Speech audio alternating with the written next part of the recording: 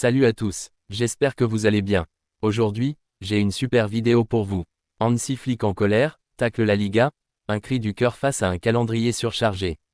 C'est officiel, Hansi Flick a fait son choix pour renforcer l'attaque du FC Barcelone. Mercato, Alexander Isak choisit son futur club. Alors regardez-la jusqu'à la fin.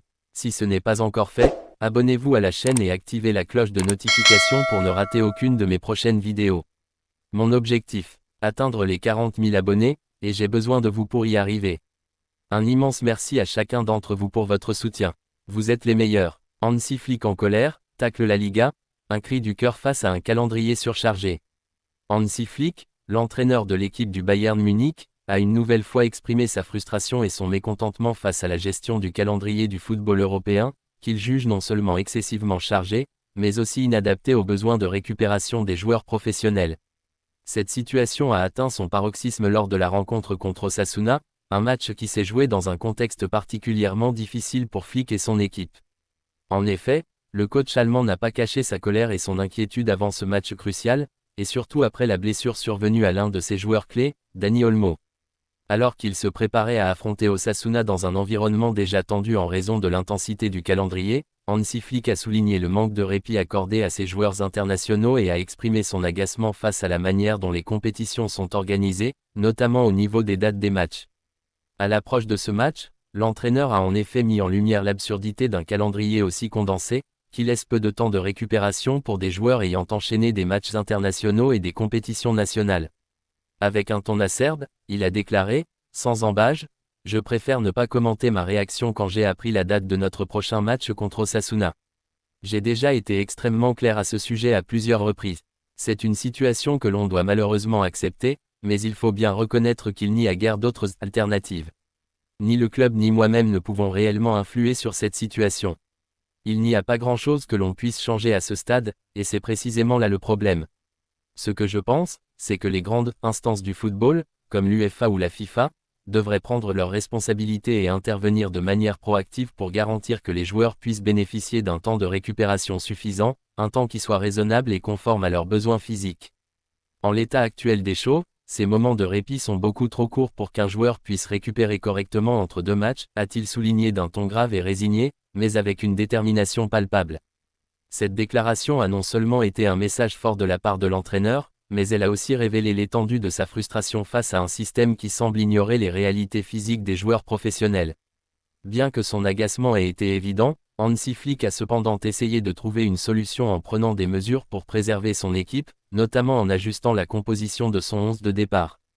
Avec l'intention de préserver la forme physique de ses joueurs les plus sollicités, comme Rafinha, Flick a mis en place un plan de rotation qui visait à limiter les risques de blessures supplémentaires. Mais malgré cette gestion méticuleuse, l'incident est survenu, Dani Olmo, l'un des piliers de l'équipe, a été contraint de quitter le terrain. Après s'être blessé, cette blessure est venue s'ajouter à la liste des mésaventures du Bayern Munich cette saison, et elle a ajouté un poids supplémentaire à la frustration du coach. L'entraîneur n'a pas tardé à réagir après la rencontre, où la défaite de son équipe a été marquée par cette blessure importante. Lors de sa conférence de presse, il a exprimé une nouvelle fois son ras-le-bol face à la situation en insistant sur la qualité de la performance de ses joueurs malgré les circonstances difficiles. Il a notamment déclaré « Je suis très fier de mes joueurs, ils ont fait un travail remarquable sur le terrain, malgré les conditions particulièrement ardues dans lesquelles ils ont évolué. Cependant, je dois être honnête et dire que ce n'était vraiment pas une journée idéale pour jouer à ce niveau. Et malheureusement, nous en avons payé le prix fort, notamment avec la blessure de Dani Olmo, qui est l'un de nos joueurs clés, a-t-il commenté. Il a poursuivi en soulignant les conséquences dramatiques de cette surcharge de match. Quand un joueur comme Dani Olmo doit manquer plusieurs semaines, cela a un impact majeur sur notre équipe. 2 semaines d'absence, dans un calendrier aussi condensé, représentent une durée énorme, surtout lorsque l'on prend en compte que ces 2 semaines correspondent à une période où l'on va perdre un joueur déterminant pour plusieurs matchs cruciaux de la saison. Ces matchs sont essentiels pour notre compétition, et sa présence est vitale, a-t-il insisté. Avec cette déclaration, Hansi Flick a remis en cause une nouvelle fois l'organisation actuelle du football et l'incapacité des responsables à offrir un cadre de compétition qui permette aux joueurs de se reposer convenablement entre 2 matchs.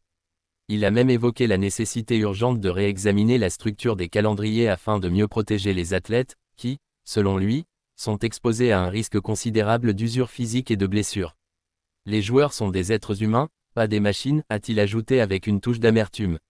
Selon Flick, les instances dirigeantes du football, qu'il s'agisse de la FIFA, de l'UEFA, ou d'autres autorités, devraient de toute urgence revoir leur manière de planifier les compétitions afin de garantir non seulement l'intégrité des joueurs, mais aussi la qualité du jeu à long terme.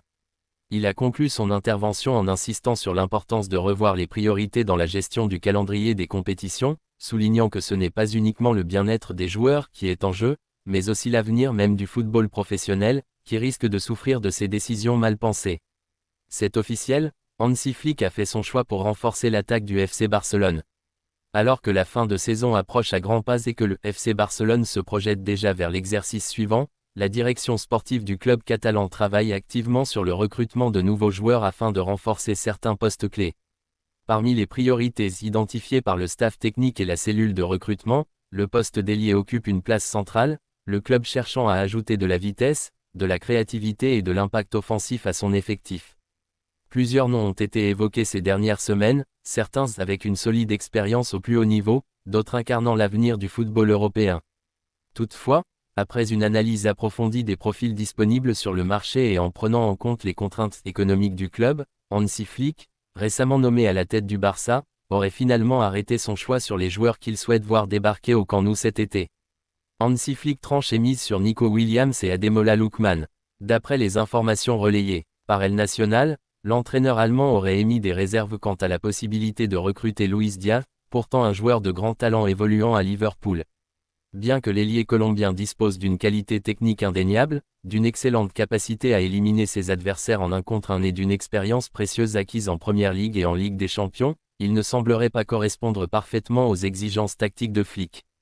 Ce dernier privilégierait en effet un style de jeu basé sur la rapidité des transitions, l'explosivité et l'intensité dans les appels en profondeur. Luis Diaz, bien que brillant, n'entrerait donc pas exactement dans ce cadre. En revanche, Hansi Flick aurait clairement identifié 2 cibles prioritaires pour renforcer son attaque, Nico Williams et Ademola Lookman. Le premier, Nico Williams, est l'un des jeunes talents les plus prometteurs d'Espagne. Actuellement sous contrat avec l'Athletic Bilbao, l'international espagnol s'est imposé comme un joueur clé dans le championnat espagnol grâce à son accélération foudroyante, sa capacité à éliminer les défenseurs sur son aile et son dynamisme offensif. Très apprécié par la direction du Barça, son profil correspond parfaitement aux exigences du club, qui cherche un ailier capable d'apporter de la profondeur et du danger en attaque. De plus, sa clause libératoire, estimée à environ 60 millions d'euros, est considérée comme accessible par la direction Blaugrana, qui pourrait tenter de l'activer dans les semaines à venir. Le second joueur ciblé, Ademola Lookman, évolue actuellement à l'Atalanta Bergame et réalise une saison particulièrement impressionnante en Serie A. Son jeu percutant, son efficacité devant le but et sa capacité à déséquilibrer les défenses en font un atout redoutable pour n'importe quelle équipe. Doté d'une polyvalence précieuse, Lookman est capable d'évoluer sur les 2 ailes, voire en soutien d'un attaquant, ce qui offrirait à Flick davantage de flexibilité dans ses schémas tactiques. De plus, son profil correspond parfaitement à la philosophie de jeu que l'entraîneur allemand souhaite instaurer au Barça, un football rapide, incisif et porté vers l'avant. Une restructuration offensive en vue au Barça. L'intérêt de Barcelone pour ces 2 joueurs témoigne de la volonté du club de moderniser son secteur offensif et de lui apporter un vent de fraîcheur après une saison marquée par des irrégularités et des performances parfois en deçà des attentes. Avec Nico Williams et Ademola Lookman, le FC Barcelone espère renforcer ses ailes et retrouver une force de frappe capable de rivaliser avec les meilleures équipes d'Europe.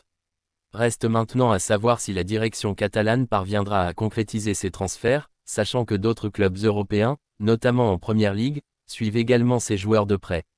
La concurrence s'annonce rude, mais le Barça semble déterminé à mener à bien cette refonte offensive afin de permettre à Flick d'entamer son projet dans les meilleures conditions possibles. Les semaines à venir seront donc déterminantes pour l'avenir du FC Barcelone et pour le mercato estival, qui s'annonce déjà palpitant. Mercato, Alexander Isak choisit son futur club et se dirige vers Arsenal. L'attaquant suédois de Newcastle, Alexander Isak, figure désormais parmi les joueurs les plus convoités du football européen, notamment en raison de ses performances exceptionnelles en Première Ligue. Ses qualités remarquables, telles que sa vitesse fulgurante, sa technique raffinée et son efficacité devant le but, ont rapidement attiré l'attention de nombreux clubs prestigieux. Parmi les prétendants, on retrouve des géants comme le FC Barcelone, Chelsea et Liverpool, tous désireux de s'attacher les services de ce buteur prolifique. Toutefois, selon les informations rapportées par Fichares, Isak aurait déjà fait un choix clair concernant son avenir, en écartant les avances de plusieurs grands clubs pour se tourner vers Arsenal, où il souhaite poursuivre sa carrière dès l'été prochain. Ce choix de rejoindre Arsenal semble cohérent avec la volonté d'Isak de relever de nouveaux défis au sein d'une équipe ambitieuse, en quête d'un attaquant capable de franchir un nouveau palier sous les ordres de Mikel Arteta. Le club londonien est en effet à la recherche d'un buteur de classe mondiale pour compléter son attaque, et Isak semble être le profil idéal pour accompagner l'ascension des Gunners vers les sommets du football européen.